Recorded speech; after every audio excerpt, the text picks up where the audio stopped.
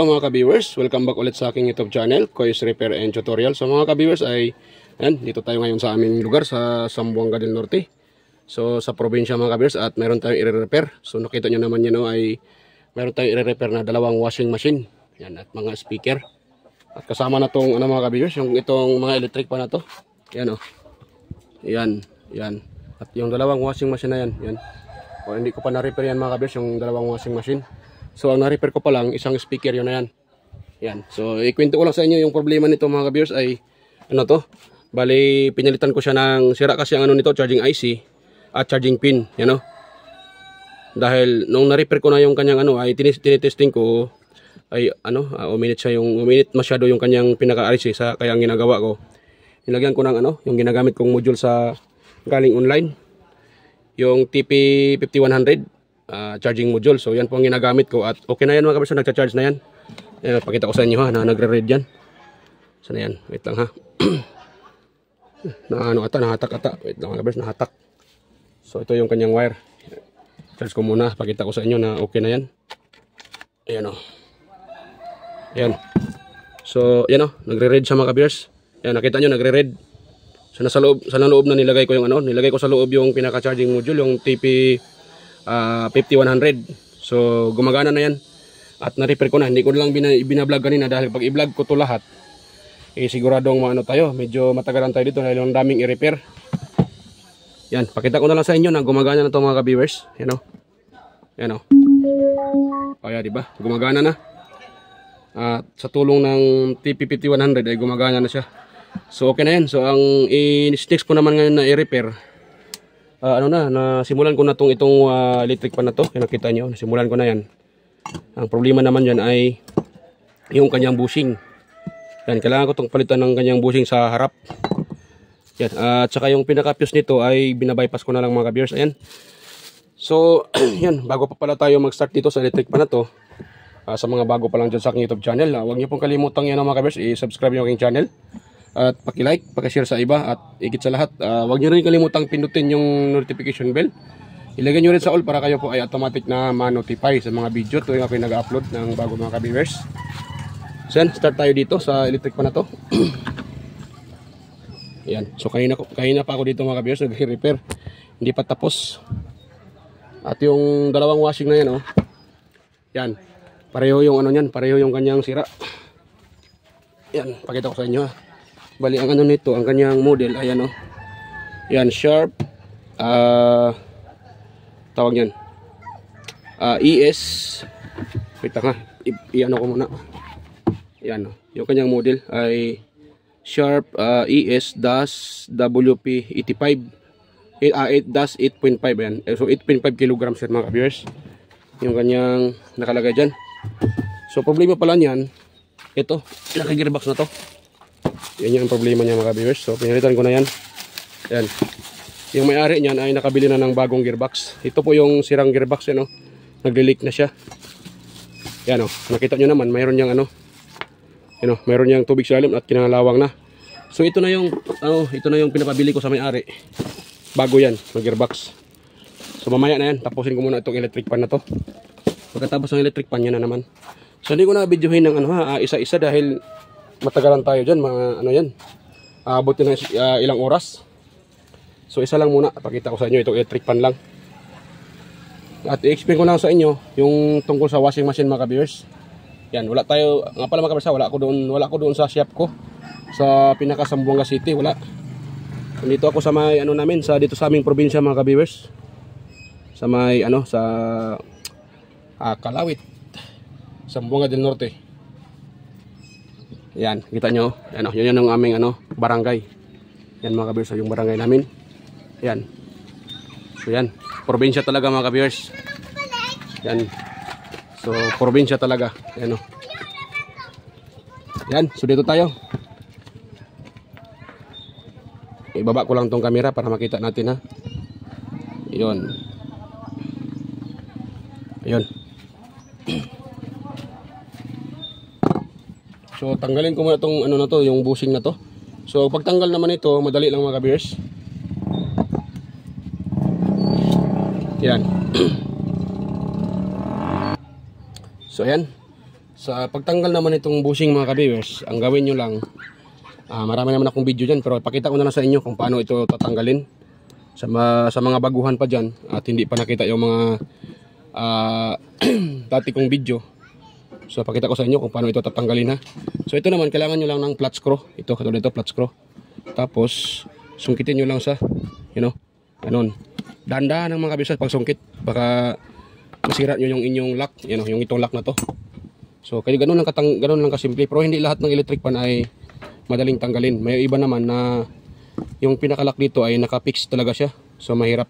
So ang gagawin naman doon, tulad sa akin na nagre-repair, so binubuka ko lang yung kanyang pinaka-flower. Yan, binubuka ko siya. Tapos ko siyang ma-open na yon. Dito nyo siya tusukin ng kahit anong yung mga shafting ng electric pan katulad dito. At biglain nyo siya. Matanggal lang yan mga viewers. So dito, so ganitong electric pan ay madali lang siya tanggalin. Yan. Pero wag niyo masyadong pwersahin dahil masira din yung kanyang Yan, palitan natin yan ng bagong bushing. So ito na yung bagong bushing mga kabirsa. Baka isipin niyo na ako ay hindi ko pinalitan. So nakita niyo naman kung paano ko tinanggal itong luma at saka yung bago paano ko nilagay. Ngayon, pag nailagay na yan, so itong kanyang pinakalock ay ating isauli. Ito. Sauli natin yan. Yan, tapos ito naman kanyang pinaka ring lock. Hindi ko kung anong tawag sa iba nito. So sauli natin. Yan. Yun. So ayan, nyo lang naman siya mga ka-viewers, itutulak. Ayan, pag napasok na yan, kailangan nyo lang siya dahan-dahanin. Ganun. Huwag nyo lang biglain para hindi yan okay. Yun. Yan, pupupukin nyo lang. Ayoy, ayan siya. So pwede na yan sa mga ka-viewers. So ang kailangan nyo lang gawin ay ititis nyo sa kamay. Kasi dapat hindi yan gagalaw-galaw. So dapat side na yan. Yan, so katulad yan, okay na yan siya. Okay lang pag masyadong tabingi. Ito, medyo tumabingi, okay lang yan. Ang importante ay hindi gagalaw-galaw yan mga ka-viewers. Yan. So okay lang yan tumabingi konti. Basta hindi naman masyadong tabingi. Ito ba, itong pinakalock. Normal na yan. Pwede nyo namang ayusin din yan. Ito. Ganun nyo lang Yan. Yan, pwede naman yan. Ayun. Depende na yan sa inyo kung anong diskarte nyo dyan. Sa akin naman ito yung ginagawa ko. So para tawag dyan. So ito naman kanyang shafting ay medyo mayroon siyang gas-gas kanina mga kabis. Ay niliha ko na lang. Hindi ko na lang naipakita dahil kanina pa to Ito. Ayan. Ayun. So ito na. Ayan, mayroon pa nga siyang kunting mga kabis, gas-gas. So pilihain ko muna. Kailangan kikinis siya para hindi siya masira ulit yung nilagay natin na bushing. Ayan.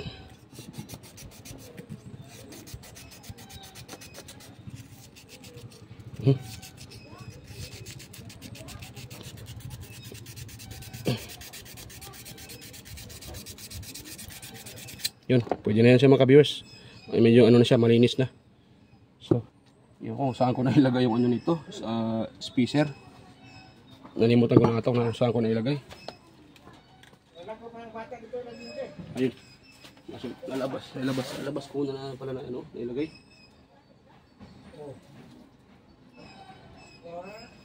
So, dito na yung mga ka-viewers, spacer niya. Yan, ito yung spacer. Yan. Salpak natin ito dito mga ka-viewers, yung kanyang pinaka-spacer.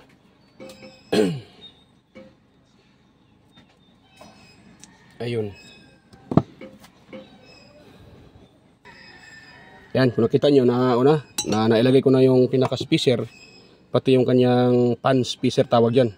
Or pan cooler pan tawag dyan. Iba-iba namang yung tawagan ng mga technician. So, yung iba tawag dito ay cooler pan, pan spacer. Depende na yan sa tawag nyo dyan mga ka-viewers. Ayun, so dahil may oil na yan, nalagyan ko naman to ng oil. So isalpak na natin yan. Ay, kasama yung kanyang, sana yung aking nawala pa ata. Nawala ata.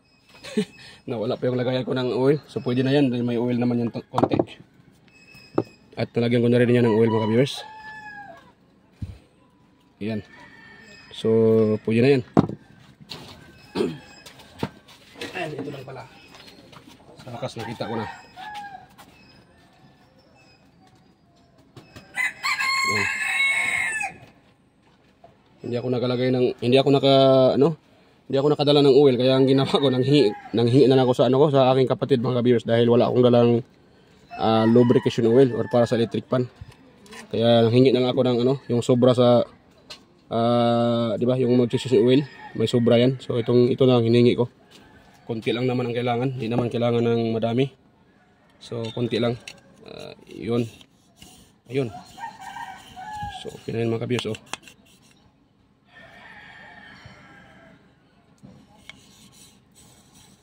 Yun.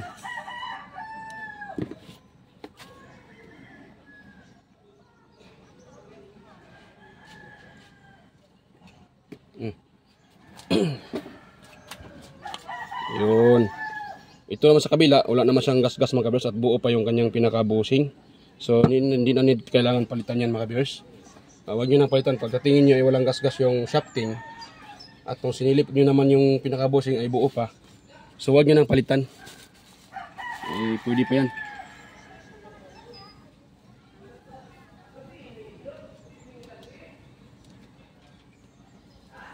Yan.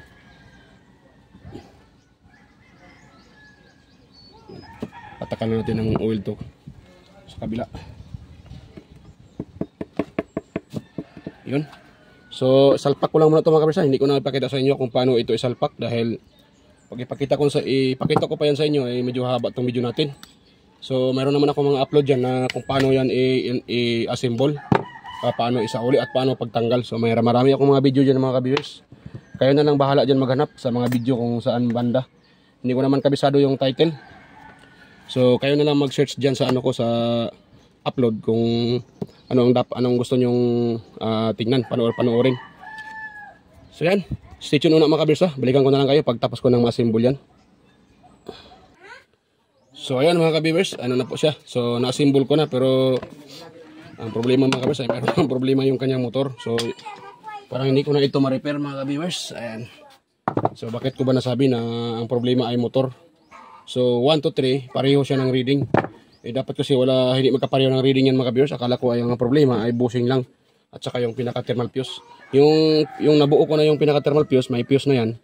At yung bushing hindi naman, kasi ito pala ay naka-shortcut na. So hindi ko na lagyan ng fuse yan. Na-shortcut ko na, pero mayroon na yung connection. So ngayon, mayroon na yung bushing sa unahan. So kung ipakita ko sa inyo kung ang reading yan, para maniwala kayo mga viewers na sira na yan. Yan. Para baka mayroong magsabi na ba't ako nag-declare na sira na hindi naman nakita yung problema. So ipakita ko sa inyo bakit ko nasabi na sira yan mga viewers. Ayan yung ating tester, ha. So ngayon dito tayo sa kanyang common wire. So ito yung common ito. Nakita nyo itong black? Oh, yan galing sa line 1, tapos itong dulo itong may nakadugtong papunta yan sa fuse ng motor itong kulay white na to. So dito tayo. Ayan Ayan. Okay. Ayan Ayan. Nakita nyo yung reading? Oh. Ayan, hindi para nag-ano. Ito tayo. Ayan. Ito yung pong pinaka number 1 niya mga viewers.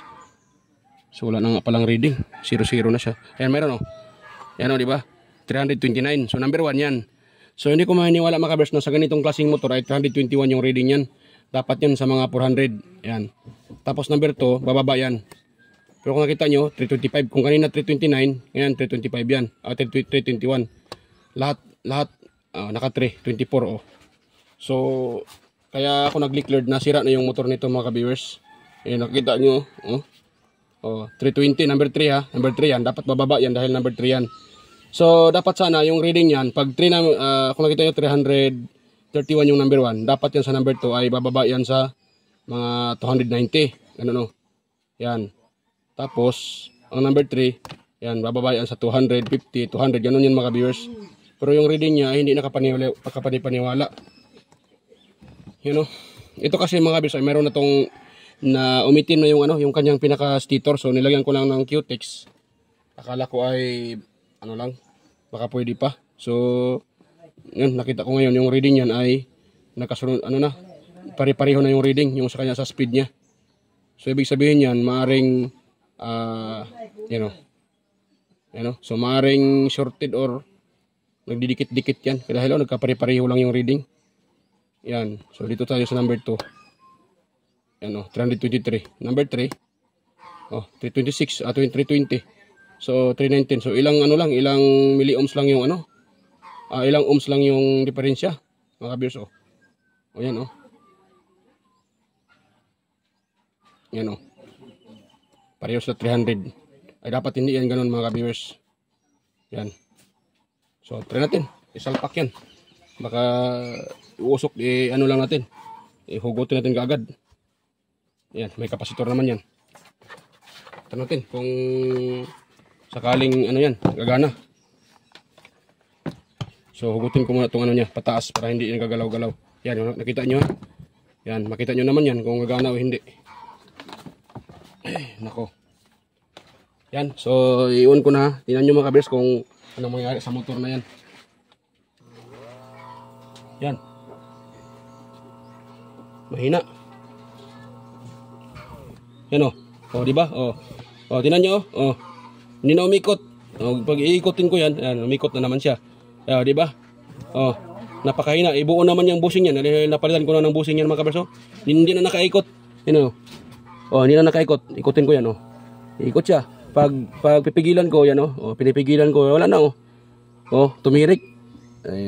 Iganon ko siya. So matik motor na ang problema mga ka-viewers pag ganun. Yan, so pag ganun yung inyong electric fan, huwag nyo nang tangkaing i-repair yan dahil motor ng problema niyan mga ka-viewers. Yan.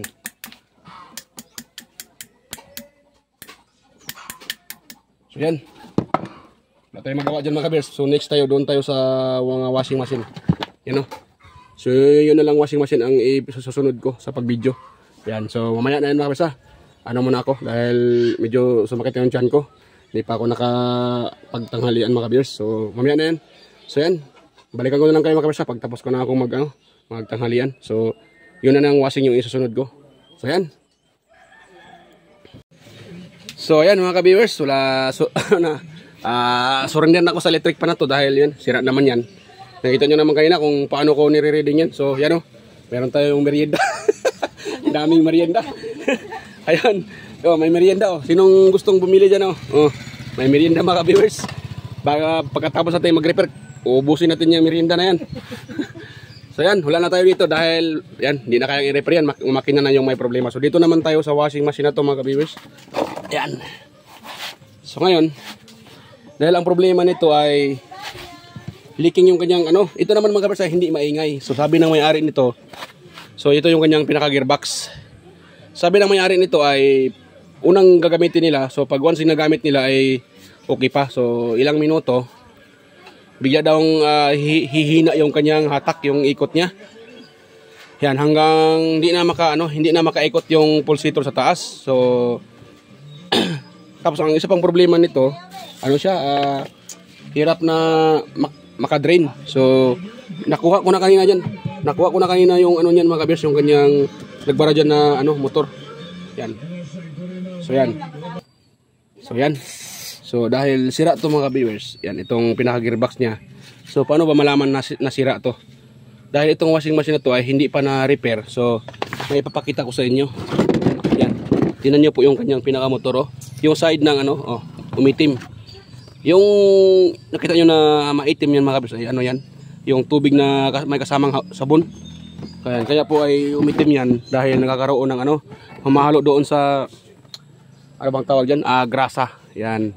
Kaya nangitim yan at dahilan ay tuwing ginagamit nababasa yung kanyang ang tawag nito. Itong kanyang belt na to. Itong pinaka-pan belt niya. So itong pinaka-pan belt niya pag nabasa ito, ang tendency naman dyan pag may gumagana ito, ito ay mag-slide lang doon sa pulley ng gear case. Ito. Yan, dito.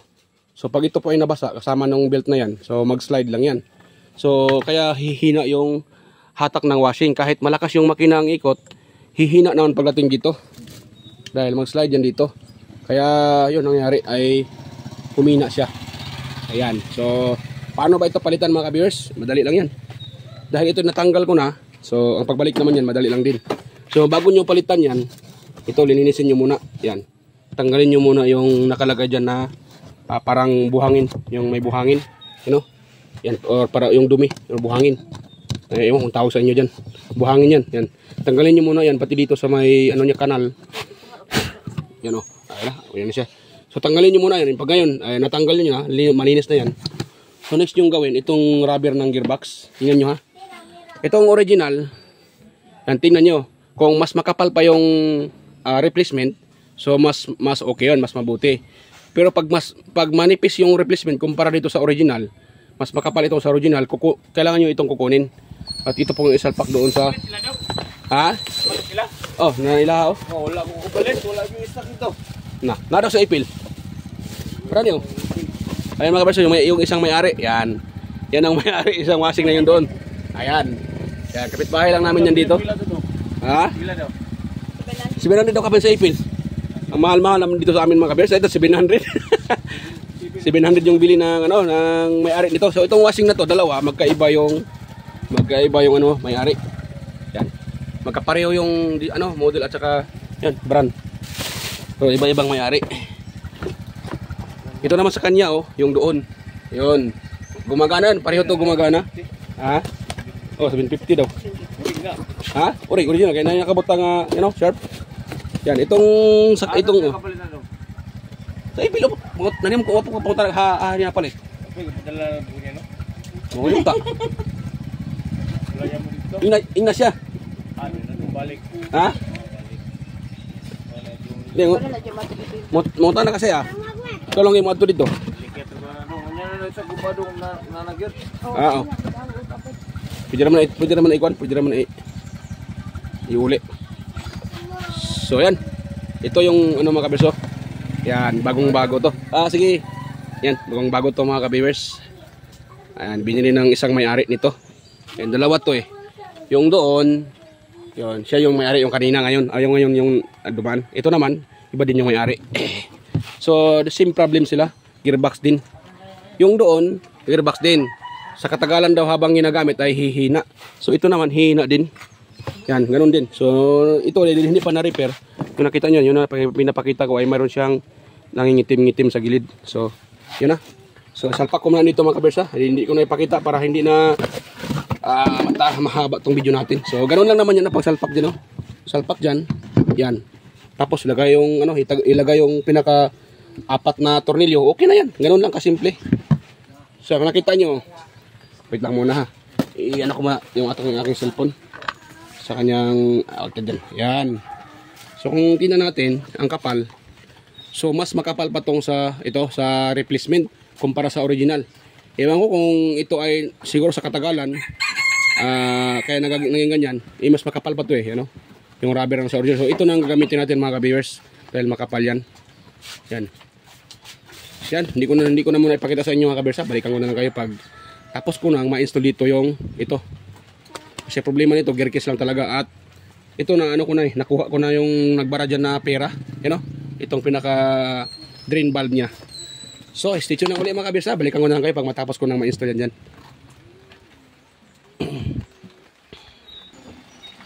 So, ayan mga kabirsa, tapos ko nang ma-assemble yung washing machine.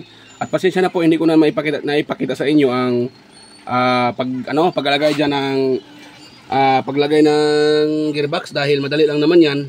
Ayan. At isa pa, hindi ko na ipakita ang pag-wirings dahil kung nakita nyo kanina, tinanggal ko naman to kanina. Hindi naman kayo maano nito mga kabirsa dahil isunod nyo lang sa kulay. Yan, yung wirings nito. So, sunod nyo lang sa kulay. Yan o. So, okay na yan. Pag sa kulay. So, dito ko dinala sa, karel o. Yan o, umulan mga kabers. Nabasa ako sa labas dahil, yan, umuwas yung ulan. Kaya, dito ko dinala sa loob. So, yan. Yan o, nakita nyo mga kabers o. So, yun doon na yung bagong gearbox na yan. So, asyos, yan, nakita nyo naman, wala naman siyang leaking.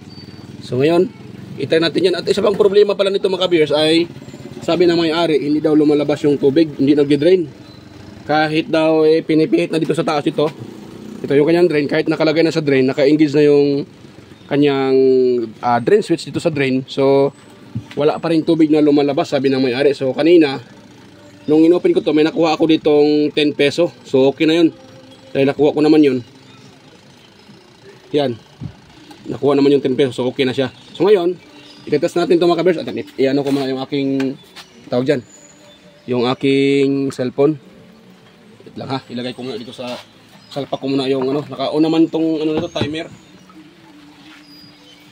Yan, itlag muna natin mga kabers. Yan, gumagana na. Yan. So tingnan natin siya kung ano ba. Tingnan natin siya kung yan. Yan, tingnan natin siya kung yan, tingnan natin siya kung ano, mayroon bang leaking. Wala na. Yan o. Oh, nag-off. Yan, nag-off na pala eh. Buwang na. So yan. Yan o. Yan o. Yun. So wala naman siyang, kung nakita nyo, wala namang tubig na tumatalsik palabas, dahil bago naman yan. Yan, so posible naman sila magkakalik yan. At isa pa yung gearbox niya ay bagong bago. So yan, kung may nakita kayong yan yan, tumutulo dyan yung tubig mga kabis, tumutulo. Pero wala yan dito. Yan, dyan wala nang tulo yan mga kabis, wala tagas na yan. So okay na yan siya.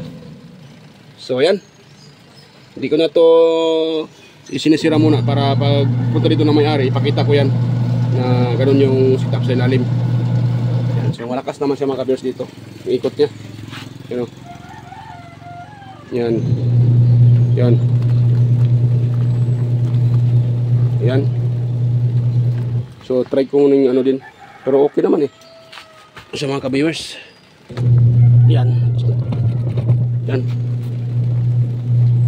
Yan. So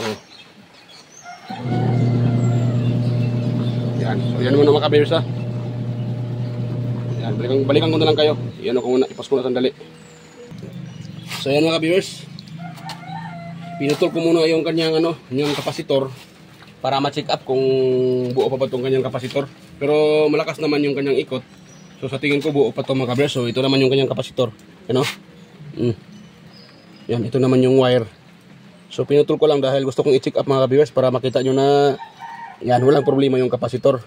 At okay na yan siya. Yan ha, naka-range tayo sa sa capacitance. So check up natin siya. Yan, gusto ko na ipakita sa inyo na buo pa yung kanyang kapasitor mga ka-viewers. Hirap pakita ko na sa inyo kung matapos kong ito dahil hirap ipatayo. Yun, nako, tanggal pa ata. Yun, tapos ito sa isa. Ayan, napulupot na yung dalawang linya, yung dalawang terminal ng kapasitor. So dito tayo sa reading. Ayan, tayo lang natin. Ayan 1062 microfarad or 64. So ito naman ay 11 microfarad. So buong buo pa ito mga kabers dahil ito naman kapasitor ay mayroon to siyang plus and minus percent. Mayroon siyang 5% saka 5% ata, itinan ko muna. Yan, so mayroon to siyang mga kabers, mayroon siyang 10%, 5%, 5%.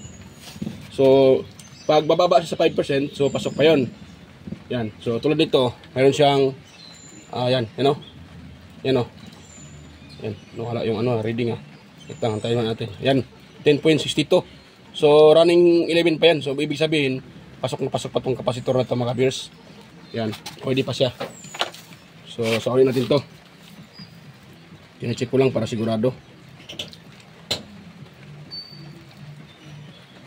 Para sigurado dito mga kabers. Iyan ko nga to. Bigyan ko nga to ng electrical tape. Pakita ko na sa inyo pagtapos ko na malagyan niya ng electrical tape. So yan mga ka-viewers, try natin last. Tapos ko namang yan, na-check up yung kapasitor. So buo naman siya. So yan, para tapos na tayo dito. Yan. Yan lakas naman siya mga ka-viewers. Yan, may sabon na din yan eh. Yan, ito naman. Yan So walang tubig na tumatalsik mga ka-viewers. So wala namang leaking. Ayun, kita nyo naman wala namang tumutulo dyan dahil bago naman yung gearbox. Bago na yung gearbox, so okay na yan siya mga ka-viewers. Yan. Ayan. Hanggang dito lang po yung ano mga kabers. So hanggang dito lang po yung aking video. So kung mayroon kayong nakukuhang kunting idea mga kabers, o mayroon kayong nakukuhang kunting kalaman sa sinishare ko, so yan, huwag niyo pong kalimutan ano mga kabers, huwag niyo pong kalimutan i-subscribe yung aking channel. I-subscribe yung aking channel. Ayan. At pakiclick na rin yung notification bell at ilagay sa all para kayo po ay automatic ma-notify. So ayan. At huwag kalimutan yan, sa mga bago pa lang dyan. So huwag niyo kalimutan mag-subscribe mga kabir sa mga bago pa. At sa mga matagal na rin dito sa aking channel at hindi pa nakapag-subscribe, so yan, kunting hiling na po mga kabir, baka pwede rin pa-subscribe dyan mga kabir. Ayan po. At salamat po sa mga nanonood. Ayan pala. So shout out pala mga kabir. May shout out pala sa inyo mga ka-viewers, sa mga silent viewers dyan, organic viewers. Ayan. Sa mga palaging nanonood sa aking upload. Ayan po, mega shout out po sa inyo lahat. At sa mga palaging sumusuporta, yan, ganoon na rin po sa mga palaging nagko-comment na si Sir John Santiano. Ayan po, mega shout out Sir John Santiano, Sir Alex Paroni. Ayan mga kabisa, pasensya na po ay ano pala, hindi ko kayo ma-shout out lahat dahil wala akong dalang listahan. So wala kasi ako doon dito sa shop ko. So dito ako ngayon sa Zamboanga del Norte, dito sa aming probinsya. Yan o. So pasensya na po kung hindi ko kayo ma-shout out. Makita nyo naman nyo. Yan, sa probinsya tayo. At yung yung rough road pa rin yung namin dito. So yan o. Yan, baka sabihin nyo ako ay nagsisinungaling. Yan, rough road yan mga kabers. So yan. Mega lang shout out pala sa inyo. Sir John Santiano, Sir Alex Paroni, si Sir Chris Legitimas. Ayan, mega lang shout out po Sir Chris Legitimas. Si Sir yan, si Sir Ferdinand Lopez. Ayan, mega lang shout out po Sir Ferdinand Lopez. Ayan, si Sir yan, nakalimutan ko. Basta walang listahan. Mahirap mga kabers, hindi ko maalala lahat. Si Sir yan, Sir si Sir Junior Dato Talavera. Ayan, mega lang shout out po Sir Junior Dato Talavera. Ayan, mega lang shout out Sir Chris Legitimas. Ayan, at ganun kay kay Sir, ayan, nakalimutan ko. Sino na ba yung iba? Yan, sa kay Sir Ferdinand Lopez at sa kanyang dalawang anak na si Jake Lopez. Yan, mega lang shout out po sa inyong mag-ama, Sir Ferdinand Lopez. Ayan, mega lang shout out kay yun, hirap mga kabers. Hirap alahanin yung mga pangalan dahil wala tayong listahan. Yan. So, ko muna. Isipin ko muna kung anong mga pangalan yun. At ganoon na rin sa aking mga kadikit pa rin, mga katulad, mga tech vlogger. Ayan, mega shout out po sa inyo. Idol Inting Butingting. Ayan, kay Malatubo. Ayan. So, yan, sino ba yun?